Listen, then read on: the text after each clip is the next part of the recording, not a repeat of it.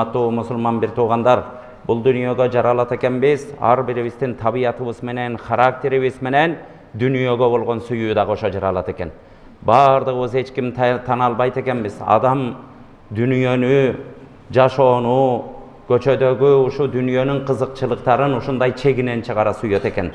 Аллах субхана ва таала Кур'ани Керимде A'udhu billahi mineşşeytanirracim. Kul inna rabbi yabsutur rizqa limen yasha'u ve yaqdiru leh. Ve ma anfaqtum min şey'in fehuve yukhlifuh ve huve hayrur raziqin. O Muhammed aytqının, menin Kudayım kimge kalasa, rızkını, dünyonu kimge kalasa gen kılıp berip koyat. Kimge kalasa al dünyonu ölçöp tar kılıp koyat. Silerdin arаңардан biri özünün kolundaki dünyasın Allah üçün sarptagan bolsa, hayır sadaka kılgan bolsa, anın ordun, anın başkasını Allah Teala beret. Allah Teala rızkı berүүчүлөрдүн en jakşısı, en uluğu Allah Teala dep aytkın deyt. Urmattуу bir tуугандар, бардыгыбыз бул дүйнөгө жаралгандан кийин ар бирибиз мусулманбыз деп атабызбы? Ушул нерсени каныбызга, жаныбызга сиңирип алалы. Мага жашоону да берген Allah, мени жоктон бар кылып ушул дүйнөгө жаратып койгон Allah, мага күндө ушинтип ылаззат менен жеп аткан тамагымды, рызкымды берип аткан Allah, мага өмүрдү берип аткан Allah, мага жакшы күндү көрсөтүп ден соолук баскан, турган, ушу колу бут бардыгын себептерди берип койгон Allah дегенди ушу каныбызга чейин сиңирген учурлардан толук бир мусулманчылыкка келет экенбиз. Ошенткен учурда баскан турганыбыздын бардыгы мусулманча болот. Ошондо ишенич болгондо бардык нерсени Allah берет. Мага берген нерсени да Allah берген. Мени жанымды дага бере турган Allah. Жакшылык, жаманды Allah'dan деген нерсе биздин жүрөгүбүзгө толук отурганда, жүрөктө эмне болсо адамдын кыймыл аракетине ошол чыгат. Урматтуу бир туугандар, жүрөгүбүздө башка нерселерди сиңирип алабыз. Башка Allah'tan эмес, менин күчүмөн ушу тапкан дүйнөмдө ошого текеп бериленген сезимдер бизге кирип кетет дагы, туура эмес кыймыл аракеттер дагы көчөгө чыгат экен. Биздин Аллах субхана тааланы эң жакшы тааныган, Аллахка сүйкүмдүү болгон бул пайгамбарлар болгон. Пайгамбарлардын жашоосун карап көрсөңүз дагы, Адам алейхиссалам болсун, Nuh пайгамбар, Ибрахим алейхиссалам, Закария алейхиссалам, Муса, Иса алейхиссалам, Пайгамбарыбыз саллаллаху алейхи ва салламга чейинки бүтүн пайгамбарлар өз тамактарын өз колдору менен таап жешкен. Урматтуу бир туугандар, бир огошо жеген учурларда байлык аман чыркап, ошону ашепке кылган эмес. Ким туура жашайт дегенде бул дүйнөдө пайгамбарлар эң туура жашаган. Карасаңыздар, пайгамбарларды карап туруп ким түздөнө турган болсо туура жолду түздөнөт. Ким Пайгамбарыбыз саллаллаху алейхи ва саллам пайгамбарлардын султаны, кимде ким жашообузду сүннөткө кылайык, пайгамбар жашагандай жашайын деп туруп өзүбүзгө суроо берип, ошого бир аракет кылган болсок, мына ошол учурларда туура жолду тапкан болобуз. Урматтуу бир туугандар, эми жашоодогу эң бизге коркунучтуу нерсе эмне экен? Коркунучтуу нерсе дүйнө лаззаттарына берилүү экен. Дүйнө көбөйүп калганда аны арамданбы, адалданбы дебей туруп ылгабай калып калган. Ошо нерсе коркунучтуу экен. Күнүнө адамды башка нерсе менен сынасаң, адам чыдап жүрө берет. Ачкачылык менен сынап көрчү адамды, 2 күндө инемде кылат. Адам өзүн жоготуп, адам кафырлыкка кадам таштайт. Урматтуу бир тууган, ачкачылыкка эч ким чыдабайт экен. Карасаңыз, ошон үчүн ибадаттардын эң улуусу кайсы? Ибадаттардын эң улуусу орозо деп. Орозо кармаганда адам ачка болгон учурларда, ошондо анан өзүнүн алсыз экенин, Алланын улуу экенин, Аллах субхана ва таала тынымсыз тамчылагандай рызкы берип атканын ошол учурда сезет экен.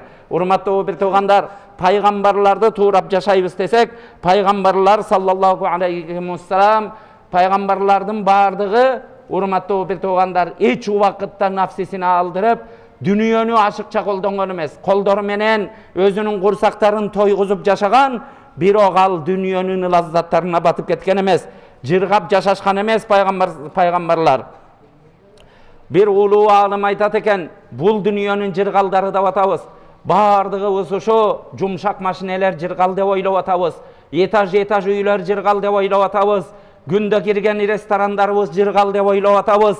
баскан турганыбыз жыргалдап атабыз. Бирок бул дүйнөнүн жыргалдары уу кошулган бал сыяктуу дептир.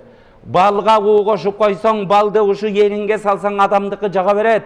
Ичимде бечара болгон пенде анын ичине уу кошулганын кайдан билет? Карасаңыздар, жана уулангандардын бардыгы ушундай таттуу тамактын ичине балдарды кошуп туруп анын уулаган. Ошо сыяктуу дүйнөнүн жыргалдары деген уу кошулган бал сыяктуу дейт. Анын ериңде таттуу, ал ашказанга түшөрдө ошенткен сенин ушундай чоң болгон денеңди кандай алып жыкканын өзүң билбей каласың. Ошо сыяктуу дүйнөдө жыгылбайын.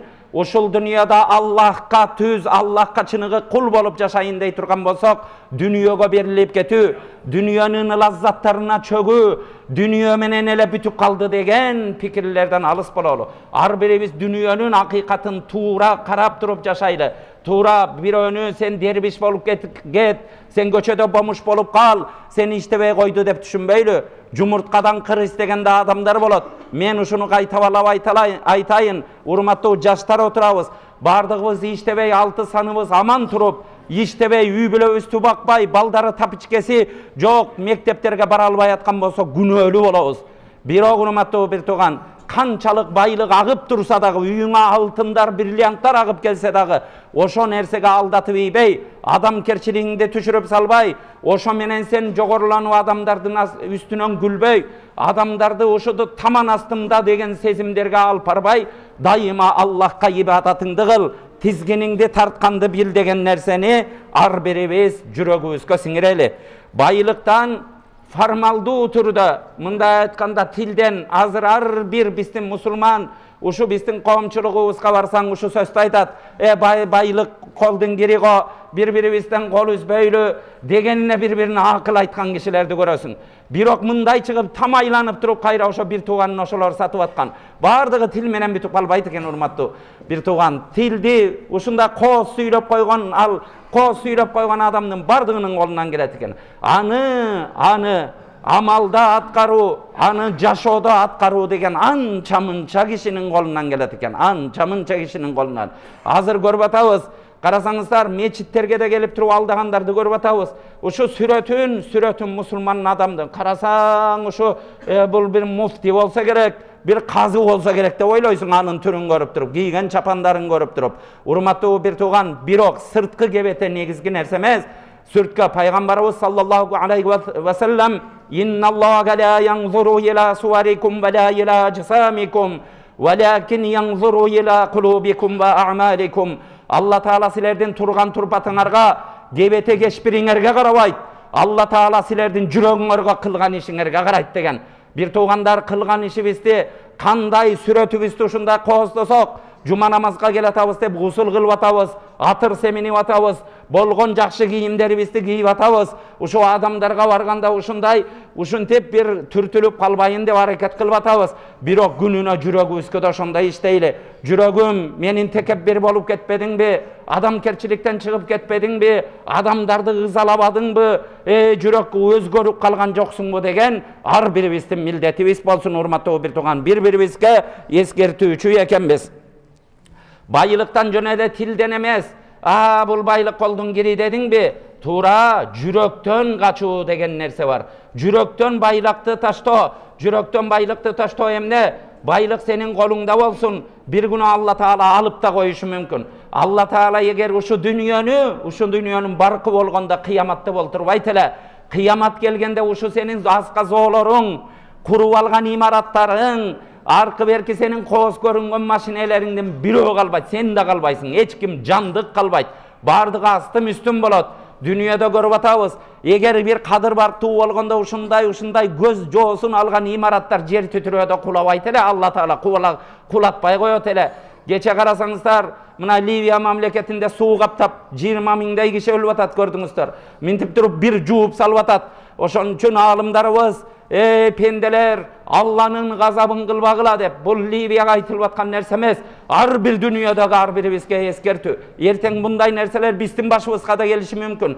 Ар бир сенин кылган кесепетиңен ушундай нерселер болбосун. Дүйнөдө бир аламаттар, биздин башыбызга, акылыбызга келбей турган кырсыктар, балялар болуп аткан болсо, о Кудайым, менин себебим мен болуп атпасын деп тооба кыл дейт. Урматтуу бир туугандар, мусулманбызбы? Жума намазда келип туруп кыбланы карап отурабызбы? Ар бирибиз ар бир секундта ыйманыбызды жаңлаганга аракет кылалы.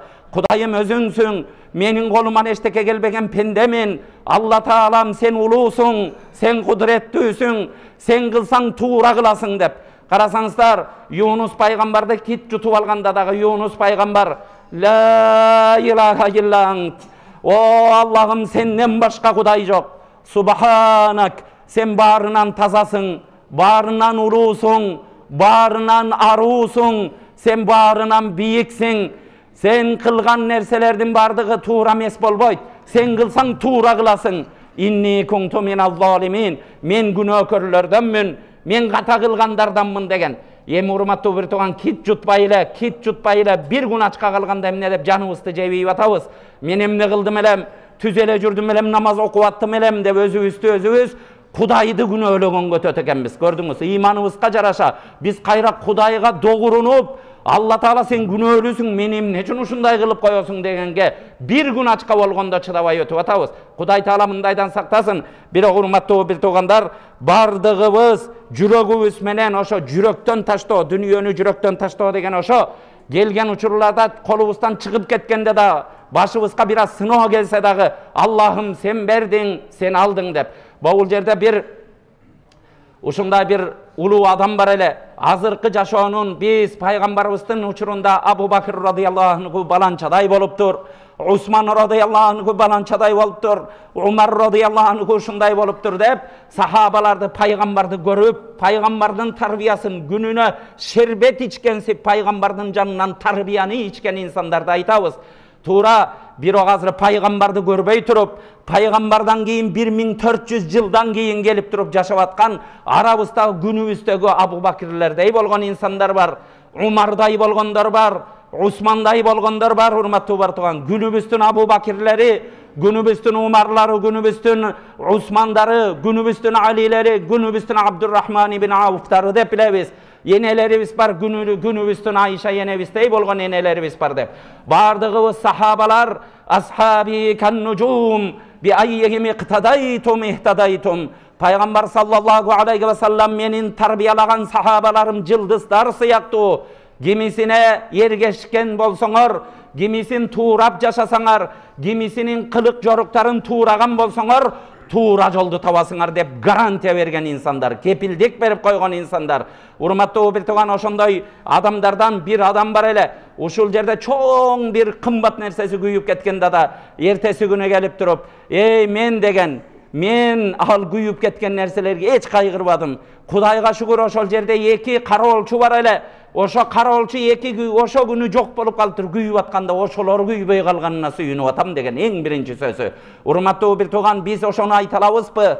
Кандай дүйнөгө чыкса, жаныбыз чыгып кеткендей, жанагындай жүрөккө киргизип алса, жүрөгүңдү кошо сууруп кетет экен, жүрөгүңдү инфаркт кылат экен, инсульт кылат экен. Ошон үчүн жүрөккө киргизбейли, колдо кармап, колдо кете берсин. Кете турган болсо да колдон кетсин. Урматтуу бир тууган, жүрөгүңдү кошо, жаныңды кошо сууруп кетпей. Бардыгыбыз этият болуп өзүбүздү тарбиялайлы. Келелиби бул жерде тарбиялоо туралы. Имам Газали рахматуллахи алейх улуу зат ошо киши ушундай деген: байлыкты бул кылдын үчүн дагы бийиктик дептир. Карасаңыз, ушу кылды мынтип туруп бир бийик жерге коюп кой туруп үстүнөн бастырган сыяктуу. Кылдан ар кандай адам кулап түшөт. Мындан бир гана бир салихтер кулабайт. Бир туугандар ойлонуп көрөлү. Карасаңыз, эмнеге салыштырганын, Имам Газали эмнеге салыштырганын ойлоп көрөлү.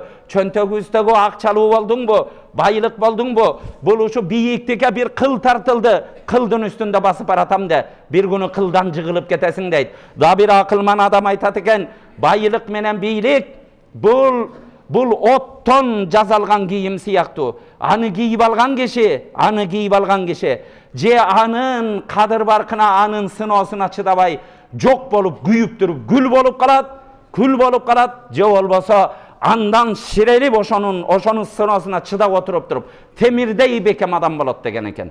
Бардыгыбыз, Кудайым, ошо берген дүнүйө, колубуздагы тагып аткан долларларыбыз, үй куруп аткан үйлөрүбүз, алып аткан кымбат машиналарыбыздын бардыгы бизди күл кылып койбосун. Эч нерсеге кереги жок. Адам отун жагылгандайын, күл болгондайын алып барып туруп төгүп салат. Анын жанында киши да баспайт, ошол жерде жиндер жүрөбү да коркуп, биз адатыбыз да ошондой.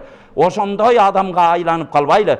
Байлыгыбыз бизди жаннатыбызды сатып алганга, Алланын ыраазылыгына алып барганга, ата-эненин батасын алдырганга, элдин алкышын алдырганга, Кудайдын ыраазылыгын алдырганга алып бара турган байлыктарды Кудайым тартуу кылсын. Кээ бир инсандар бар, ушинтип туруп азыркы күндө биз мусулманбызбы? Алла Таалага ыйман келтирип атабызбы? Урматтуу бир тууган, дайыма Аллахка болгон ыйманыбыз бекем болсун. Кээ бирөөбүз бар, эртең эмне жейбиз деп ошонун кайгысы менен жашаган инсандар. Тынымсыз ошону ойлонот. Отуруп алып холодильникин карап, чыгып келип, кээ бир инсандар бир айлыгын ойлонуп жашайт. Кээ бирөөлөр бир жылдыгын ойлонуп жашайт. Бир жылга чейин сен өзүң барсыңбы, жоксуңбу, аны Кудай билет. Алла Таала кайсы секундта качан алып кетет? Болбогон нерсеге башыңды оорутат экенсиң. Кудайды ойлобой калган жүрөктө эмне болсо, тилге ошол чыгат.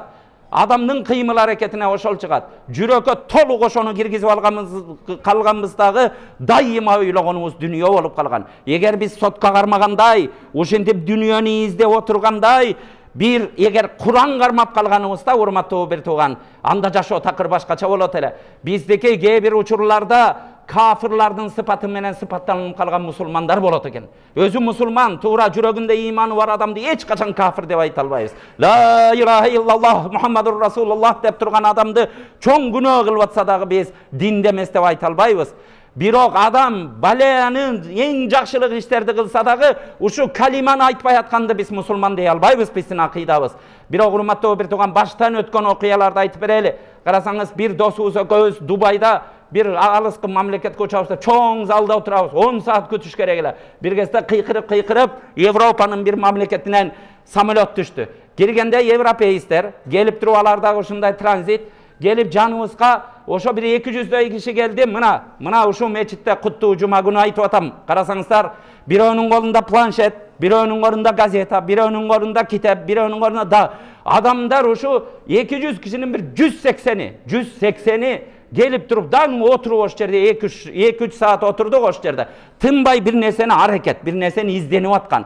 Oşondan bir жарым saat ötpey, dağı bir men atını aytpayın, uşun musulman өлködөн da bir samolyot kondu. Gelgende uşunday сүрөттөрү musulman, turgan turpatı musulman, gelip ele, uşu zalga girip ele, tigi buruşta toğuk jеп atkan, ушинтип туруп чапанын жайып ийип туруп үстүнө тамакты жайып коюп аткан, бирөө келип туруп уктап калып аткан, бир аракет кылган киши карап туруп жанымдагы айтат. Biz musulmanlar kantip kaldık. Karачы biz uşu buların bul din sistep atkandardın hareketi bobu, bizdim musulmanbız dep atkandardın kılıp atkanı bul deyt da, gördünüz. Tuğra tamak jebey koy debeyt, birok tınımsız jey ber debeyt da, karasanız oşol жерде bardak musur kılbıydı turgan jerinç. Bizdin avalыбыз uşu olup kalgan, biz alыстап kalganbız, kitepten alыстап, bilimden alыстап. Kur'an-ı Kerim'de Allah Teala hal yastawillezina ya'lamun vellezina la ya'lamun. Bilimdүүлөр менен bilimsizler birдей болобу деп бизге суроо салат. Урматтуу бир туугандар, сөзсүз birдей болбойт экен. Бардыгыбыз аракет кылып, мусулмандык сыпат менен сыпаттанган аракет кылалы. Мусулманчылыктын эң жаман сыпаты, эң жаман көргөн сыпаты бул жалкоолук. Алымдар ушундай айтат, жалкоолукту кишиге айлантып туруп сурасаң, эң жаман көргөн адамың ким деп сурасаң, Мухаммед деп айтат эле дейт, көрдүңүздөр. Жалкоолук ушинтип айтат эле дейт. Бирок биздин мусулмандар ушундай жалкоолукка берилип алганбыз. Бекер тамакка чуркап барып туруп эптеп, жонду оорутпаган, колду жоорутпаган, ушундай акчаларга жанталашкан заманга кирип алганбыз. Бардыбыз тооба келтирели. Урматтуу бир туугандар, пешене тер менен табалы акча тапсак, бирок тапкан акчабызга берилип, ар кимдерди басынтканга өтпөйлү. Байлыкты сооптуу иштерге кул кылып иштет дейт. Сооптуу иш барбы, ошого кул кылып кой байлыкты. Сахабаларга ушундай Абдурахман ибн Ауф деген сахаба ушундай бай эле, ушинтип келатып туруп айткан сөзү бар. Ташты аңтар бийгенден корком, таштын астынан алтын таап аламбы деп корком деген. Алла Таала рызкыландырса ушинтип рызкыландырып коет экен. Бирок келген байлыкты ушинтип агылып үйүнө, агын суудай ушинтип кирет эле, рызкысын ушинтип коет эле. Бирок Алла жолунда ушинтип туруп садака кылып ийет эле. Карасаңыз, тарыхта ошону калган. Kıyamatta oşo kılgan sadakaları canına жалдаш болгон. Allah'ın razılığın aşaratul mubaşşirin de bu dünyada tirүү жүргөндө урматтуу бир тууган азыр 8 миллиард адам жашайт. Бирөөбүздүн гарантиябыз жок. Жаннатка ким барат? 8 миллиардыбыз тең Кудай сактасын тозокко барып калабызбы? Ал да Кудайдын колунда. Бардыгыбыз жакшы үмүт кылалы. Бир кимде гарантия бар? Мен жаннатка барам деп кимде гарантия бар? Бизде үмүт гана бар. Алла Тааладан үмүт гана кылабыз. Гарантиясы жок. Бирок басып жүргөндө биз паспорт берген сыяктуу Алла Тааладан гарантия, Алла Тааладан кепилдик берилген 10 сахаба болгон жаннатка кирет деп. Түрүү жүргөнүндө пайгамбарыбыз ушулар жаннатка кирет деп сүйүнчүлөнгөн сахабалар. Абдурахман ибн Ауф жалаң ушундай садакалар менен, ушу кылган иштери менен ушу жаннатты Алланын ыраазылыгын утуп алган зат болгон. Айша енебиз ушундай байлык келет эле, байлыкты, байлык, ушу дүйнө сени мен адамдарга таратып берүү менен урамын деген нерсени көрсөтөт эле. Айша енебиздин үйүндө 2-3 айлап тамак, ысык тамак кайнабай калат эле. Бирок колунда түшкөн бир курма болсо дароо садака кылбайт эле. Урматтуу бир туугандар, баарыбыз ойлонолу. Ушул дүйнөдө үстүнө жыйган кереги барды деле жыйнап аткан, кереги жокту деле жыйнап аткан. Ошон үчүн бизде ушундай макал бар. Кедейди көчкөндө көр дейт. О, кедеймин дейт, көчүрүп көрчү азыр кедейлерди. Эки фура нерсени үйүнө жыйнап алган үйүнө. Ал кереги деле жок нерсени жыйнап алган. Адамдын табияты ушуну сүйүп турат экен да, ушу жылтыракты сүйүп турат экен. Ал кереги жок, бирөөгө берип койсоң пайдаланат. Ошого сооп, адамдын пайгамбарыбыз саллаллаху алейхи ва салламдын хадисин билесиздер. Bir musulmandın жүрөгүнө сүйүнүч киргизип коюу мен өзүмдүн мечитимде 1 ай итикаф кылуудан артыгыраак дейт, көрдүңүздөр. А биз болсо ошону кайра жыйнап, адамдарды кайра барып туруп жарды жармаштан урдап алып, жетимдин көз жашын алып келип алып, чогултуп алып, ушундай менен үйүбүзгө кайгы муң, тозоктун отун жыйнап атканыбызды ар бирибиз эч убакытта эсибизден чыгарбайлы. Байлык деген ушундай экен. Bir sas жерди билебиз, барып акырын бутуңду мансаң, 1 мүнөт турсаң акырын сурат, да bir 10 мүнөт тургансаң тисе анан алың келбей калат. Байлыкка да ушундай дейт. Сен ушинтип салдыңбы? Салганда соруп туруп бир кезде ошо белиңе чейин соруп алат, андайын чыгам деп ойлоба. Азыркы жашообузду көрсөк ушундай болуп атат. Көрдүңүздөр, бир учурларда ушу калкалаган, баш калкалаган үйүм барсын дегендердин 10-дан 20-дан квартирасы бар, дагы бир 20-сы болсо, адам лавокана бадиям миназзахаб, лаптага бадиятам миназзахаб. Пайгамбар саллаллаху алейхи ва саллам bir кокту алтыны болсо, экинчи коктуну адам баласы эңсей берет. Адамды bir гана топурак тойгузат деген. Бизди топурак тойгузат экен деп муну бизге өзүбүзгө далил кылып албайлы. Бардыгыбыз иман менен карманалы. Ортодо ушу зекетим бар, садака берейин, кой, ушу нерсени кылып коеюн деп. Биздин өзгөчө кыргыздарда ушундай нерсе бар. Адам кырсыктап авария болуп өлгөнү калгандан түлөө деп келип берип калат. Түлөөнү сен ошо кырсык боло электе берип жүргөнүң, урматтуу бир тууган. Ас-садакату таруддул бала, садака балаларды тосот деген. Астын ала адамдарга берип жүр, өзүң добровольно алып берип жүргөнүң, ал мажбур болуп. Садака ушундай ихтыярдуу садака дейт. Өзүң ушинтип туруп каалап барып, койчу Кудай үчүн ушу разы болуп калсын, ушу жетимдин бакыш көзүнөн жаш огуп атат. Менин балам деле жетим болуп калышы мүмкүн. Кой ушуга бооруп коюнчу деп берип садака, бул ихтыярдуу садака. А мажбур садака деген бар. Мажбур садака эмне? Мажбур садака кийин ушундай садакалуу болосуң, өзүңдүн башыңды куткарыш үчүн берип каласың. Карасаңыз, өзүң ушинтип жүрүп бир кырсыкка учурайсың, ошо баладан кутулуш үчүн берип калган нерселерди ошо мажбур садака дейт. Мажбурга барганча ихтыярдуу нерселерди кылалы. Али радыйаллаху анху халиф болуп турганда, падыша болуп турганда, ошол учурларда кээде кышта чыгып туруп жайкы кийимдерди кийип алат эле дейт. Кээде кышында жайында кышкы кийимдерди кийип алат эле. Жанындагылар, халиф, сен падышасың, кийимиңе карап койсоң дегенде, мен колума үйдөн тапканымды кийдим деген экен да. Бир жол тапканымды кийдим. Менде кайдагы дептир. Менде кыш жай дегендей бөлүп кое турган нерсе жок. Үйдө колума тийгенимди кийем деген экен да. Карасаңыз, үйүмдө жок болгон ушул кийим деп падышалар ушундай деген. Урматтуу бир тууган Харун Рашид деген улуу падыша өткөн. Ошо киши дайыма бир ушундай күлдүрө турган бир хикматтуу адамды дайыма кызматчы кылып коет экен. Ал өзү бир нерсени күлдүрмөш этип туруп падышага дайыма сабак кылчу экен. Бахулул Дана деген ушундай бир күлдүргүч кызматчысы бар экен. Bir günü Бахулул Данага Харун Рашид карыйлат экен. maga bir sabak berip koyçu dese, Bahlul'dan aytkan eken, padışam bir çoğun meşke deptir, meşke katı ot jaktırçı deptir. Anan oşo meşke ot jaktırgandan keyin Harun Raşid'de oşo ottun janına barıp turup ilemine girip görçü degen eken. Harun Raşid bul akıldı ele, uşunday tamaşası menen maga bir sabak berip koyçu ele dep anan akырын barıp meşke gireyin dep turup anan bakırıp jibерген eken. Bagdad, Basra, Bakıl dep şaharlardın, mamleketlerinin atını aytıp kaçıp çıkkan eken. Emi men gireyin deyt eken. Bagı otko kişine salıp turup anan bakırat eken. Nan, bıştak, göynök, şım dep turup anan çıkat eken. Emi mından ala turgan bizden sabagыбыз padışa-padışaday жооп берет, урматтуу bir tuğan. Bay-bayday жооп берет, gördünüz. Gördünüz, emnege жооп береринди görüңүz. Tigi Bahlul dağınaday bolgon, kursagı toyup bolgon gedey oşo şım göynökö bıştak ele жооп берет. Bardığız emne nersebis bar ekenin gözübüzden mınday ötkörüp görölçü. Ayıdap turgan jipterime emne dep жооп berem, salgan üylörüme munu aydabay koy degen nerse jok. Aydagının musulman adamdın güçtüğü bolsun, bay bolsun. Bir o urmattуу bir tuğan oşo nersege jürögübüzdü berip albaylı. Bardığыбыз özübüzdün tapkan dünyabız menen esepteşeli. Ulu alimdar uşunday dep dua kılgan. İmam Abu Hanifa uşunday bay adam bolgan. Birok duasında o Kudayım menin dünyömö ahiretime ziyan bere turgan dünya bola turgan bolsa maga berbe dep dua kılat ele. Andan keyinki ulu alimdarыбыз Allahumma rzuqna fiqhan fid din ve ziyadatan fil ilm ve si'atan fil rizq ve afiyatan fil badan ve tawbatan qabla'l maut ve rahatan inda'l maut ve mağfiratan ba'da'l maut innaka ala kulli şeyin qadir dep ulu zattar alimdar oğuzundan düşpegen duası uşu bolgon.